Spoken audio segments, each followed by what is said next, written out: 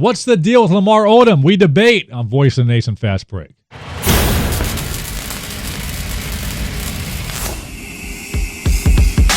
My name's Dave Brickley, as always, joined by Kevin Figures and Jason Riley. Lamar Odom over there in Dallas having a lot of issues. We all know Lamar from, covered him while he was with the Los Angeles Lakers. What do you think is going on with Lamar Odom over in Dallas? Well, I think the biggest issue is the fact that he's in Dallas. I mean, the start of the year with the Chris Paul trade that happened that obviously fell through. He went back to the Lakers organization and requested a trade reportedly. They traded him down to Dallas. I still think the initial shock of him being traded from a place that he thought he considered home and he considered family has stuck with him the entire time, and I think that's affected him to this point of the season. And you think about the strain also that it has on his marriage and on his family and that whole situation. I mean, the Kardashian empire is based in Los Angeles. His clothing line's based in Los Angeles. Everything about who he is here in L.A., and now all of a sudden he's playing for a team that just wiped them out of the playoffs. I'm going to disagree with both of you. I think this was something the Lakers front office may have seen coming. We saw what happened in the summertime. He was going to his cousin's funeral out in New York.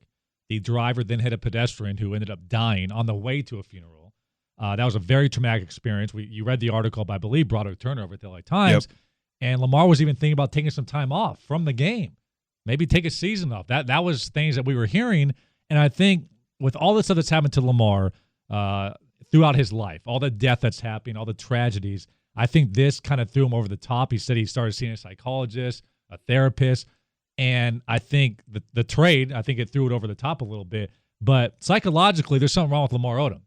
And the Dallas Mavericks, they're not liking, I think, what they inherited from the Lakers. And you may give the Lakers front office credit. They may have seen this coming and said, listen, we're not going to put up with that. We'll send you out. I'm not willing to give them that enough credit. I think they saw an opportunity to get a player named Chris Paul and it was like, you guys can have whatever you want, not named Kobe Bryant to have. No, but I mean trading him for the $8.9 million exception. Well, I think that was a situation where they felt it was irreconcilable. No, if he stayed on the roster, here's he my was going to. If he stays in LA, he's not averaging 14 points and being a sixth man of the year. I still think I agree. Psychological issues. I think he has a bad season, a down season, and people are wondering what's wrong with him. I agree with that notion, but not because of he's had the issues through his life. Obviously, his kid died a couple of years ago with the sudden infant death syndrome. Right. All of that aside, he was traded. Which he interpreted that as being they don't want me here. To the defending champions. He wasn't traded to the Charlotte Bobcats. That's fine. That's fine. Well, no, initially he was traded to the New Orleans Hornets, a team that was going nowhere. He was initially traded. So he felt he was not wanted by the Lakers. So he was forced to come back to a situation where he felt he wasn't wanted. That more than anything, I think, affected the way that he played this year. Whether he played in L.A., whether he played in New Orleans, or whether he played in Dallas, he was going to struggle. Any other professional, we sit there and say, suck it up, get over it. You're making millions of dollars, and you're playing for the defending champions. Things could be worse. But with Lamar Odom, we look at it from a psychological perspective that I think any other player he's traded, you deal with it. But with Lamar, we say that could really affect Lamar Odom because we know how he's dealt with stuff. Here in L.A., I think Lamar played with a sense of accountability because he felt accountable to the fans. He felt accountable to his own brand, the Lamar Odom brand that he built. He also felt accountable to Kobe Bryant, the superstar that kind of brought him up and made him what he was, which is ultimately a big contributor to a championship-level team. I think throughout his career, too, he failed. He was supposed to be, Scottie Pippen to Kobe Bryant's Michael Jordan. He failed at that. He couldn't be a three option. And then finally he found his role as the fourth option, sixth man of the year. And people finally didn't say, what's wrong with Lamar? He's inconsistent. They said that was great. You're doing what you're supposed to do. Lamar has been my thing is the Lakers organization may have looked at it and said, wow, Lamar's going through some tough stuff.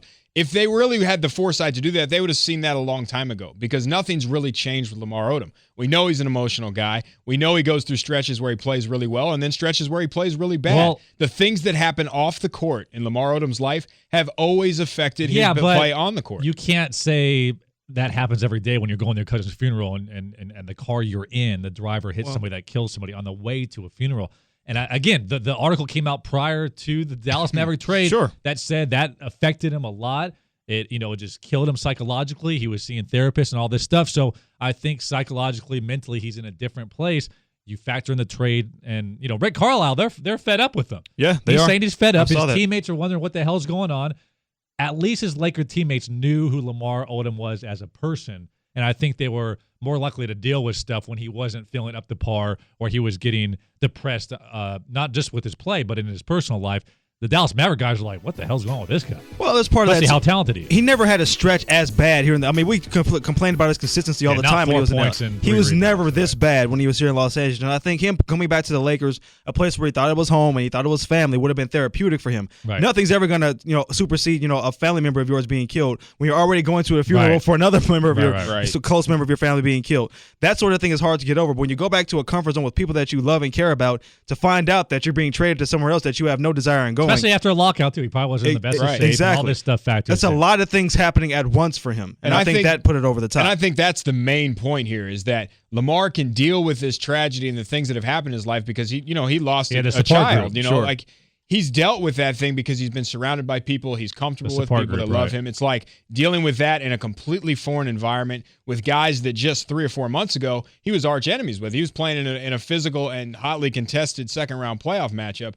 There's no support system there that he had in Los Angeles, and I think that's the difference in what we're seeing. Well, the Dallas Mavericks, Rick Carlisle, his teammates aren't really understanding what's going on with Lamar Odom. But what do you think about the whole Lamar Odom situation, taking time off and pretty much leaving the Mavs out to dry there? And they're not really understanding that. What do you think? Comment below. Make sure to like this video and subscribe to our channel so you don't miss a single episode of what we do over here at sportstalknetwork.tv.